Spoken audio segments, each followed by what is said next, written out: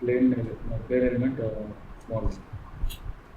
So coming to 1D, we have two things here. One is beam element, another is link element. Okay? So beam elements, we have two things. One is linear and another is quadratic. So in linear, we have only as it name indicates, it will have only two nodes. We have mixed node as well.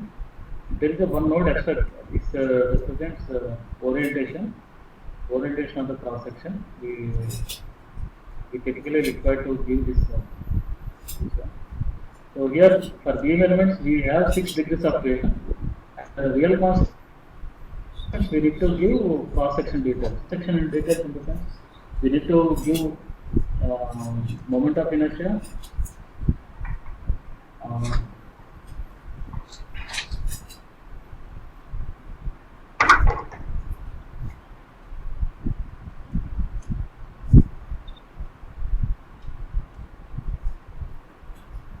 Suppose we need to model it as a beam. We take neutral axis to model it as a line beam element. So this cross section we need to area, moment of inertia, and neutral axis shells. These are the three things we need to do.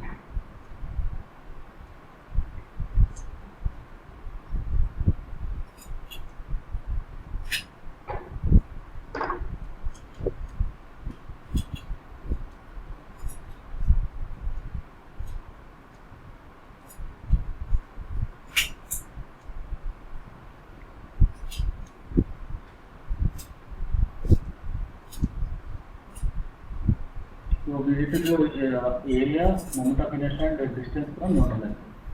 These are the three things we need to give. So in ANSYS we can give customized cross sections also. Like we can select a rectangular cross section, I section cross section, and we need to give their details. Then it will automatically calculate moment of inertia and cross section. So coming to other line elements, there is a link 180. It is generally used for it's a generally linear elements, and it will have two nodes, and they have 3 degrees of freedom, UX, UY used, and it is also recommended. So all these things, all the 4 things are recommended here. Linear we have link 11 element. There are 2 nodes, this element, and they have 3 degrees of freedom. And here also like we apply stiffness. Stiffness is applied in terms of real constant. Okay. So here we apply stiffness. Here we apply cross section area. So all these 4 elements are recommended. So this is just to touch upon what we discussed in previous session. So if you have any questions on these regular elements which we generally use, then I can take up. Otherwise, you can go move forward for next topic.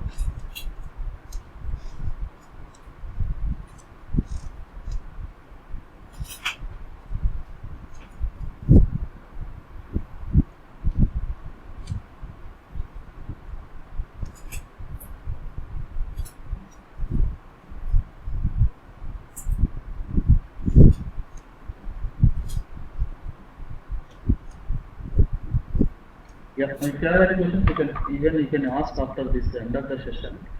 So let us discuss more on text versus bricks. Okay.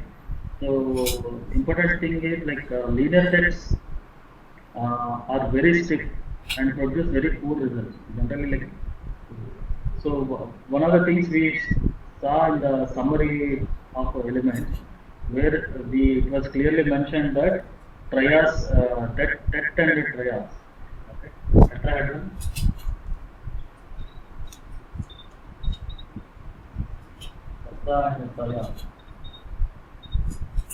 So linear tetra and triad linear formulation is not recommended. The main reason is they are very stiff and produce very poor result. Okay. So when you try to mesh with 4-noded text elements, it is highly not recommended. Okay. So always you need to, if you need to mesh with text elements, we need to go for quadratic. Okay. So quadratic 10 node text model are usually very large models. So these quadratic text node elements we generally employ for very large and complicated shapes. Okay? Suppose if you need to mesh with brick elements, so it requires like geometry should be very regular shape. So complicated shapes cannot mesh with brick elements. So for that we can go and use cut elements. Okay. So usually these cut elements are used for complicated shapes. And some other things related is geometrically it takes 5 cuts to kill a brick. Okay. Suppose if I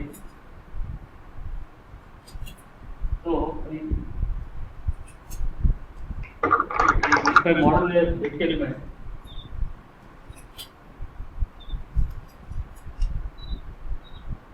so this volume, if you want to fill with the cut element, it will take 5 cut elements.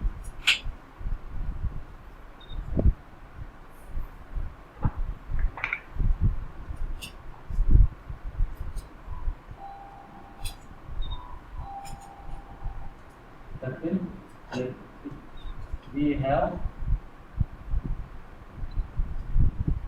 suppose brick is used for brick elements or brick elements are rectangular elements. We can go for edge node, linear. Okay. Suppose if I want to use 5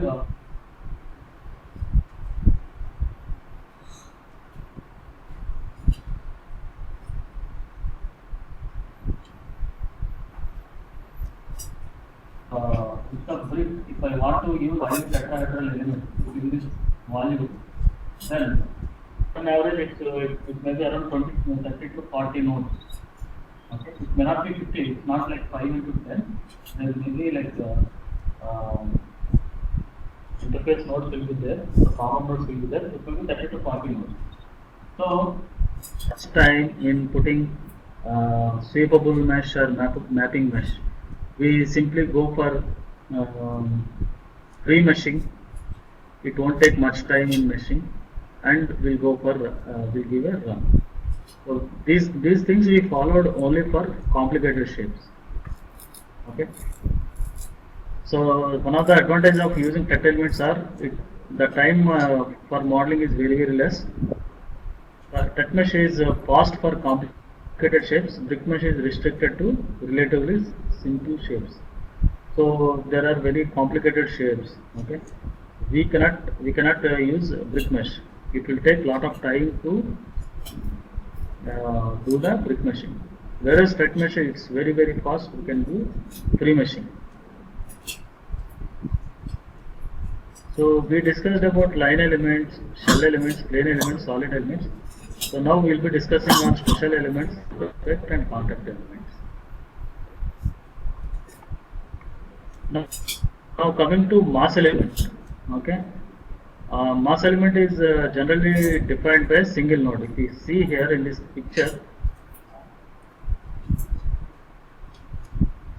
picture, so I have used two mass elements here. So one mass element represents gas load, one mass element represents blade mass. So this is the turbine rotor.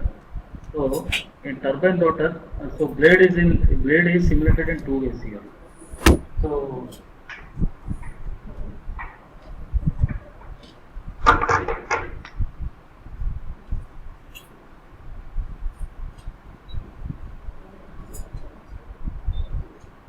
this is the blade. There is a force, gas load acting on the blade. Okay, and so it is spinning, right? This rotor is spinning. So this is the rotor. This is the blade. So here my interest is only rotor. So what I will do is, instead of modeling blade, I will consider two things. One is blade mass. So blade mass depicted at PG location.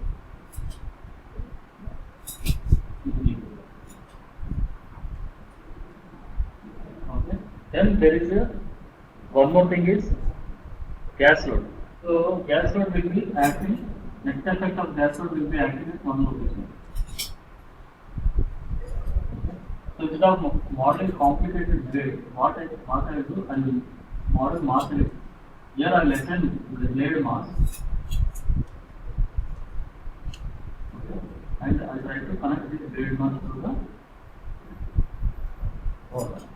Similarly, I lessen the equivalent force on this element. And this mass element is connected. So this mass we generally use for applying boundary conditions, simulating adjoining components, so that it will take to take the effect of the adjoining components.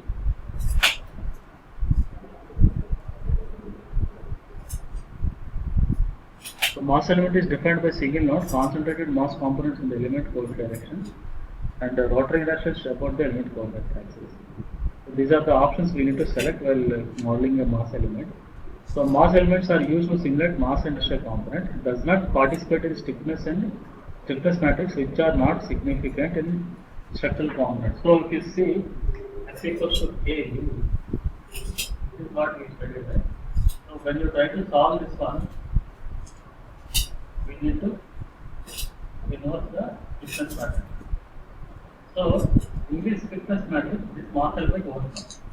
That way it won't take much time to solve. Okay, it won't affect the runtime of the component. So mass elements will be used on free nodes where loads and boundary conditions are applied. So mass elements are also used to simulate adjoining components.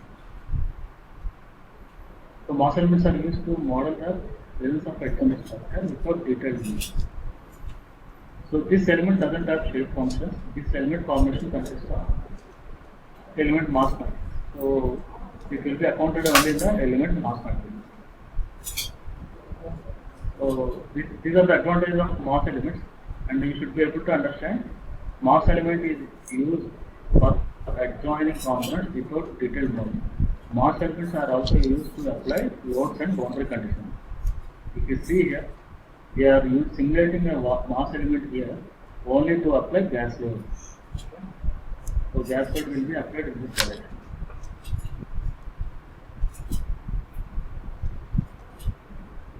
So coming to spring elements, so there are two things. Okay, if you take any typical component, like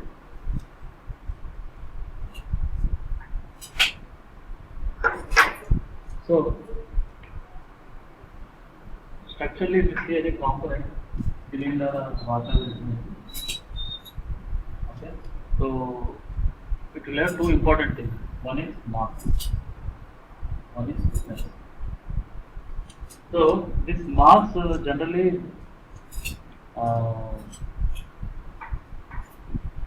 very important when there is a rotation, inertia affection.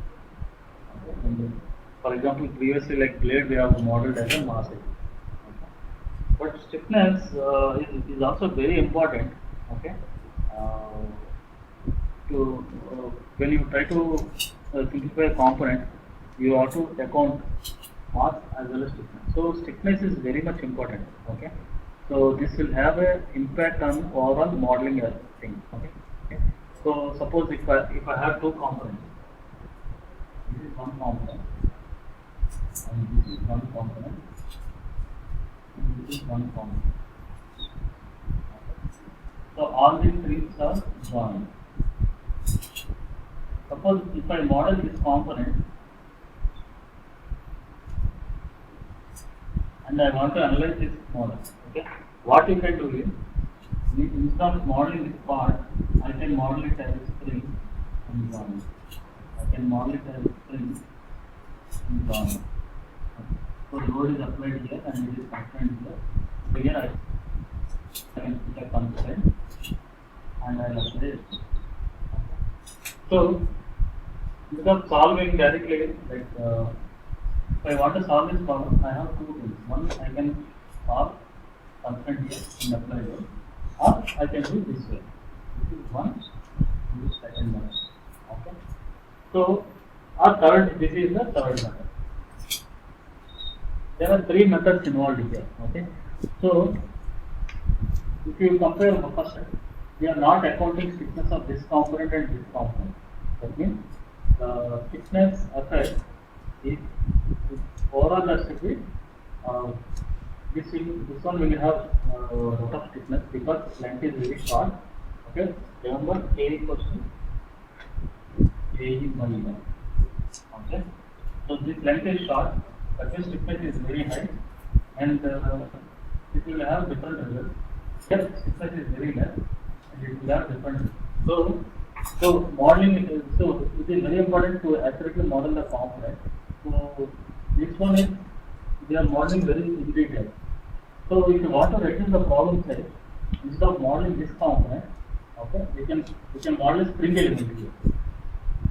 Here one spring element, here one spring element.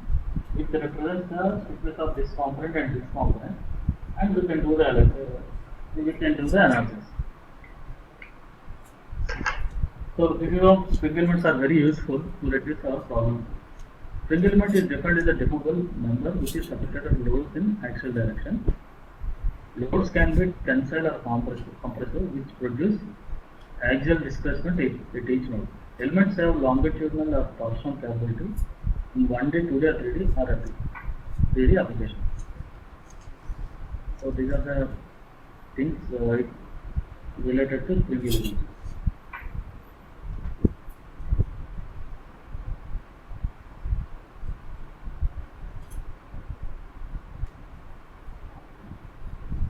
So these are the two things: mass elements and spring elements, which are very important for modeling purpose.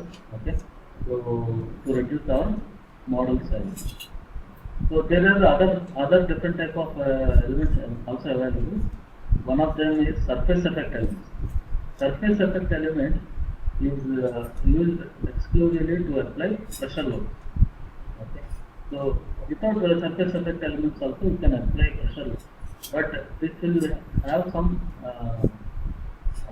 it will have user friendly to apply pressure, because it's not an easy thing to apply pressure on elements directly.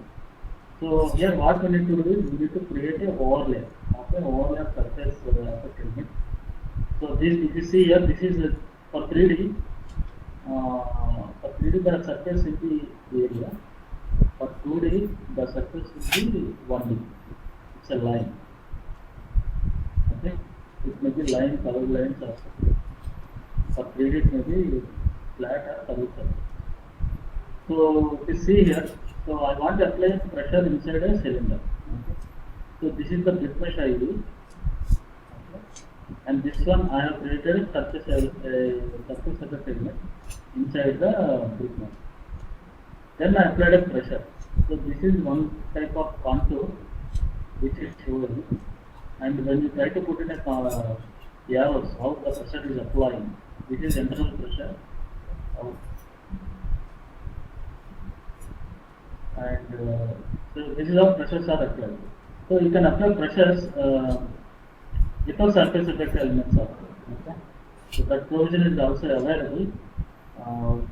But these elements are somewhat useful in applying pressure rather than directly applying pressures on the elements. Then the important type of element types available are contacts. So contact elements, we have the contact simulation of contacts is very important in our stress analysis area. The reason is, if you see any assembly, there will be lot of components they are trying to do.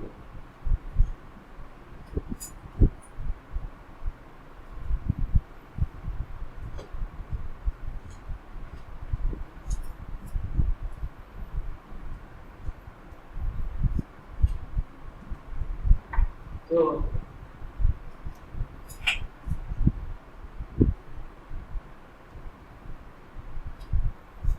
let us take a cross section of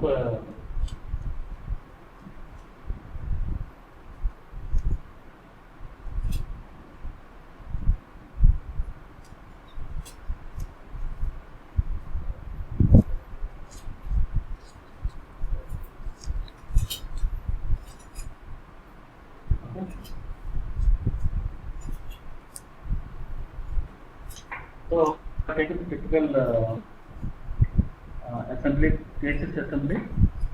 Here if you see there are three cases that joined, okay, it's using bolts. Okay. So there is an interaction between one case to other case here.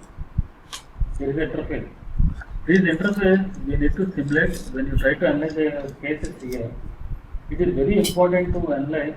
Suppose if I want to analyze the behavior of both. So it is very important for us to simulate the interface between the two flanges. This can be done using contact elements. Okay. So if I take this interface,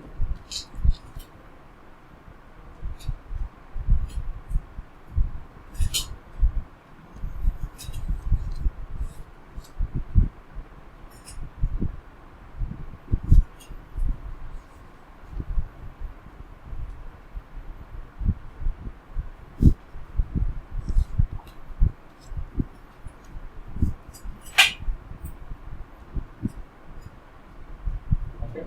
So bolt will be coming here.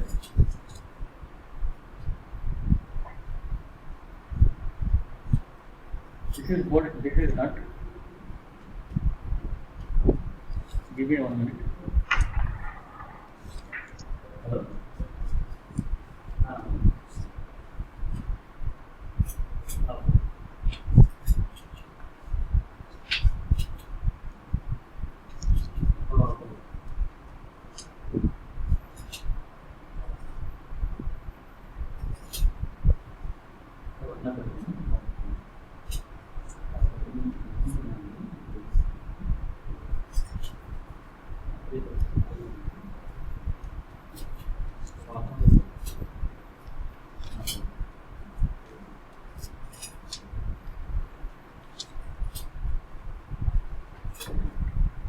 So here, this is the interface between two flanges. So it is very important for us to model this integral. Okay? So here and also there is interface between bolt and this flange and nut and this flange.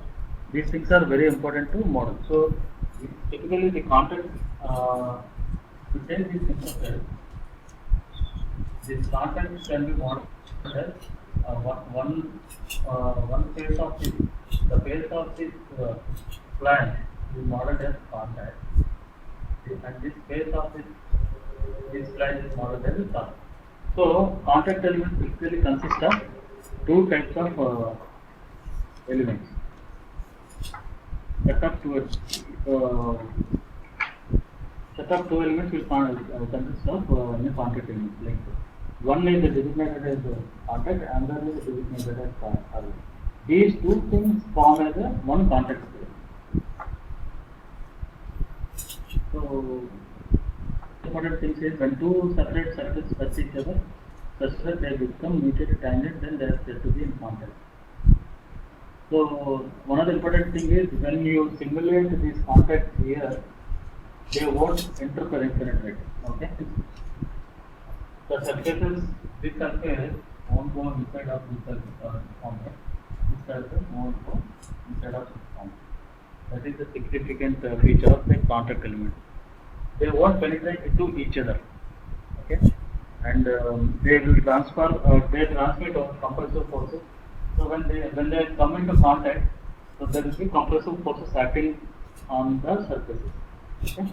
Apart from the compressive normal forces, there will be tangential forces. Okay. Generally, like when you try to simulate,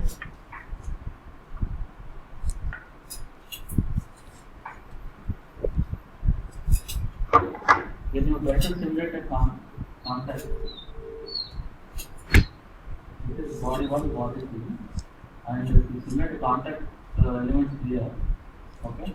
So when it is moving down, it will resist. When it will be moving this way, okay, this also will resist in this direction.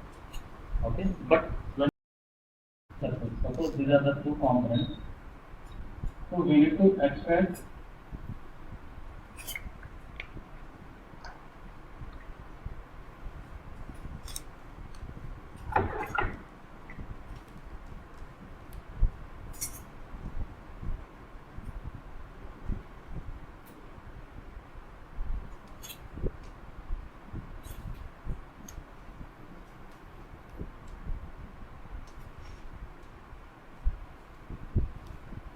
Suppose I want to give contacts between these two surfaces. So what we need to do? I need to create a component here, area component, area or node component, area component or model. So I need to create both the things here. Then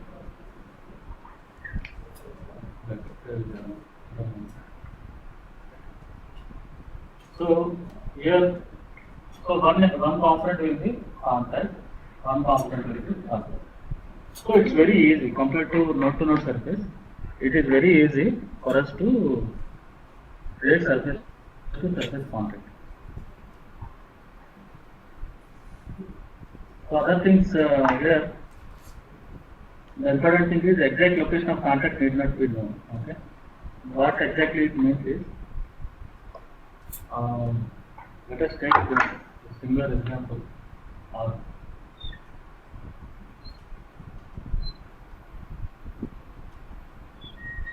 So we don't know exact location. So what we can do is we can create one area component like this and one area component like this. Okay? And we can assign the contact. So it is automatically when the two surfaces are coming to contact, the contact will be automatically recognized. Okay. So this is one of the important options we do have in surface to surface context.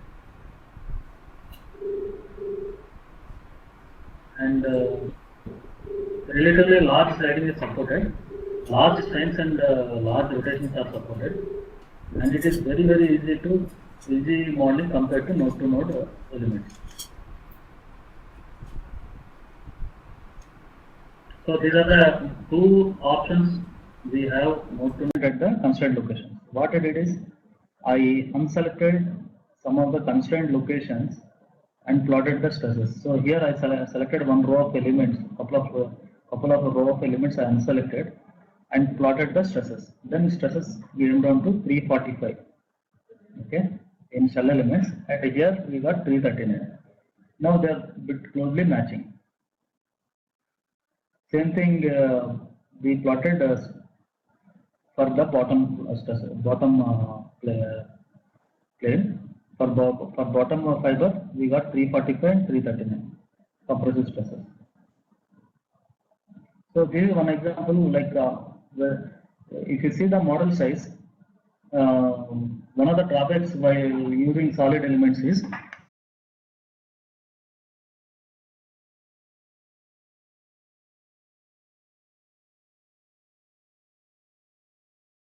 from the study modeling of thin elements in sheets. Modeling behavior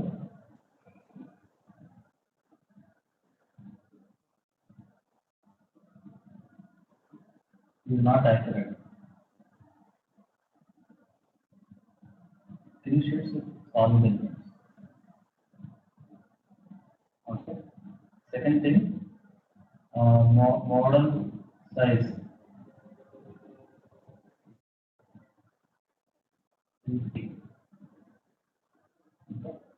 So these are the two drawbacks while using shell elements, solid elements, while modeling for thin sheets.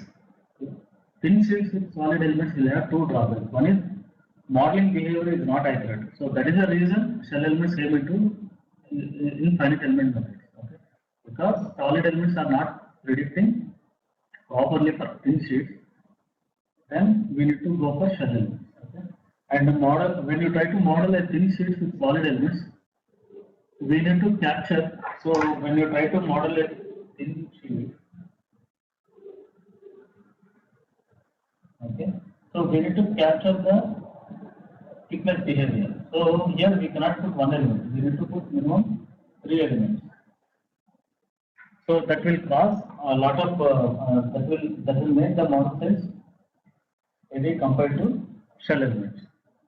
So these are the two drawbacks which we can observe using thin sheets with solid elements. So generally it is preferred to go with shell elements if it is a very thin geometry. There is one more example I'm discussing here. This is some disk with holes.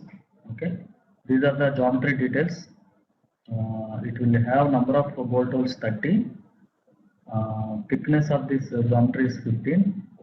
Its circle diameter of hole is 125. Bolt hole radius is 5 inch. This hole radius is 5 inch. Outer radius of the cylinder is 150. Inner radius is 50.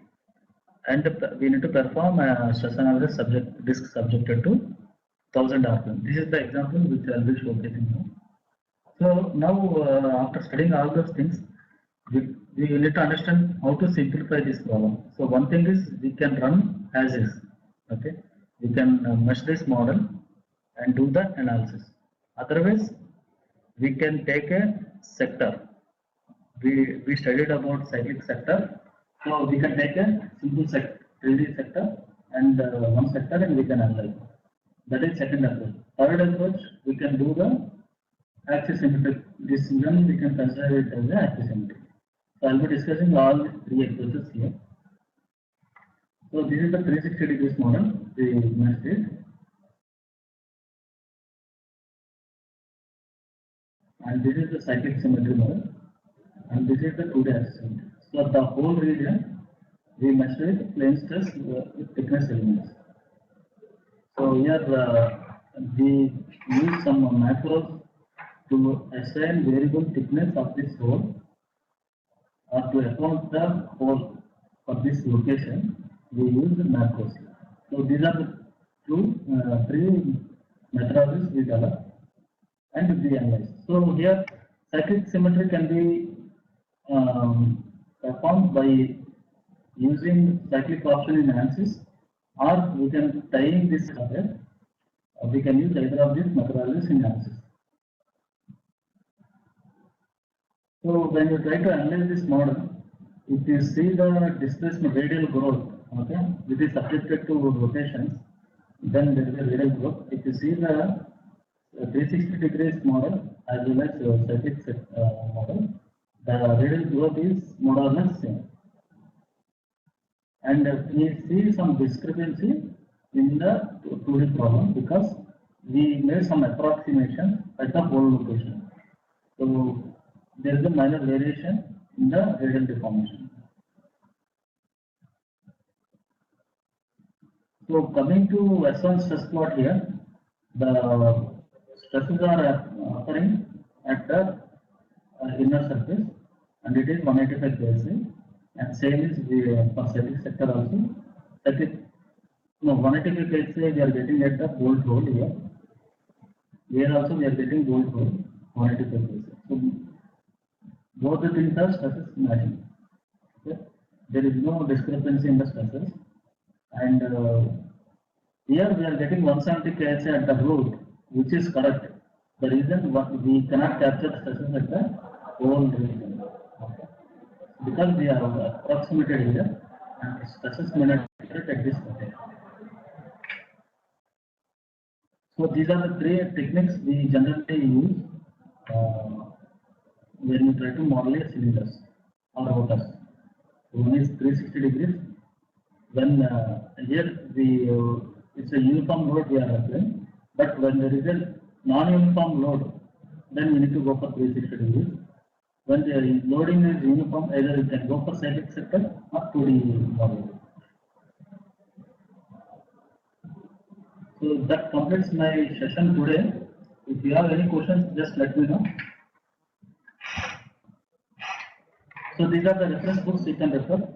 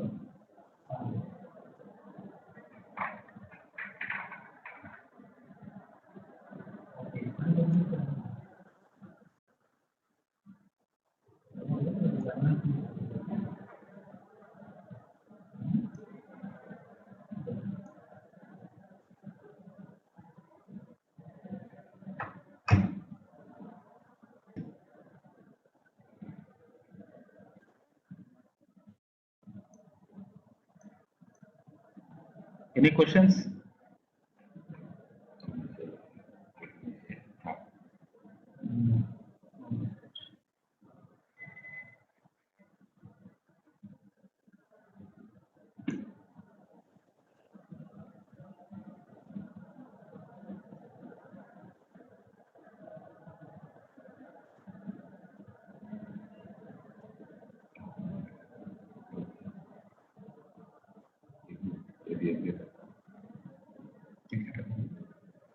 So if you don't have questions, then we'll meet again on Thursday.